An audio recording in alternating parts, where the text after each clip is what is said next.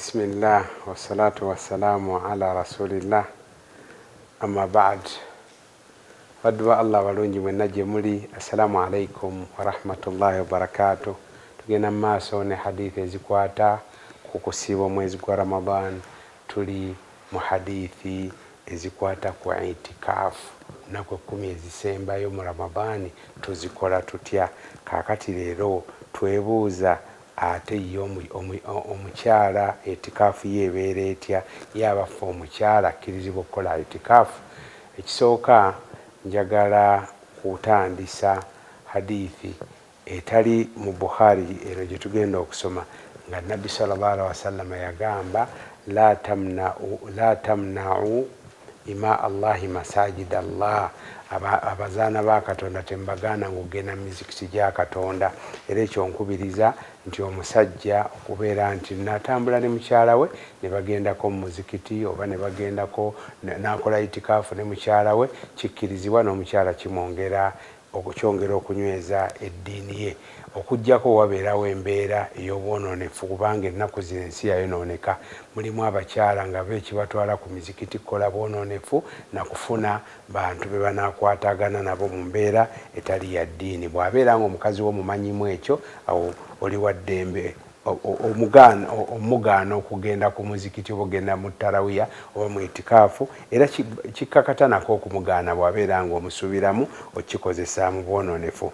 Kaakati itikaafu y'omukyala Aisha atunyumiza n'agamba kana Nabbi sallallahu alaihi wasallam ya'takifu fil ashri al-awakhira min Ramadan. Nabbi sallallahu alaihi wasallam yakolanga itikaafu mu nnaku 10 ezisembayo mu mwezi gwa Ramadan. Fakuntu adribu lahu khiba, nalinga muterayo katenti ke mwagenda okukolera itikaafu. Fayusalli subha thumma yadkhulu, nga asala subuhi n'amala n'ayingira katenti ke mwagenda okukolera itikaafu.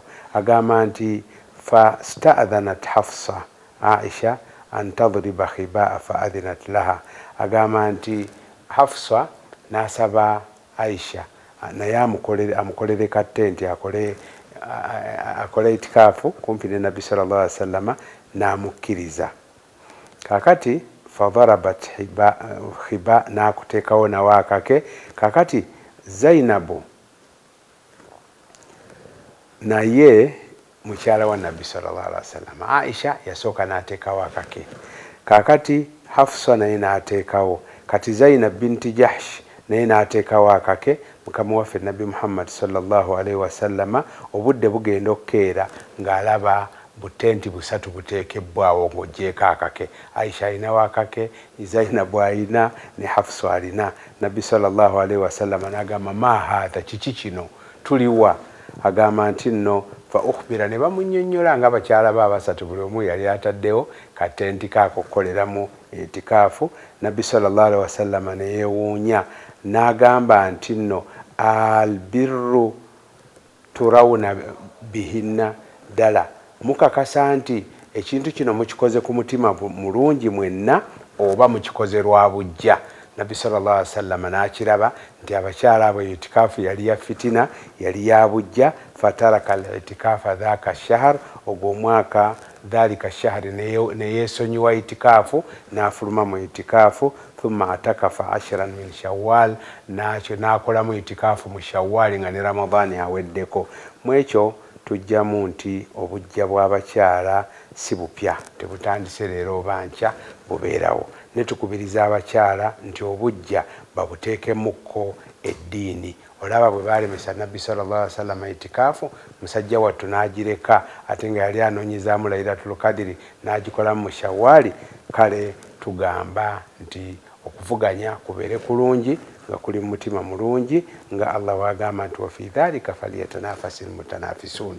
Okuba kuvuganya ku kirungi mu mutima mulungi, awo Allah abata muvuganye. Oba muli bakyala bajja nga mugenda kuvuganya ku ddiini, ani asooka okusoma Qur'ani, ani asooka okumalako Qur'ani, ani ateekawo embeera ey'okusaala tahajjudi, ebirungi mubivuganye, naye bibi nedda.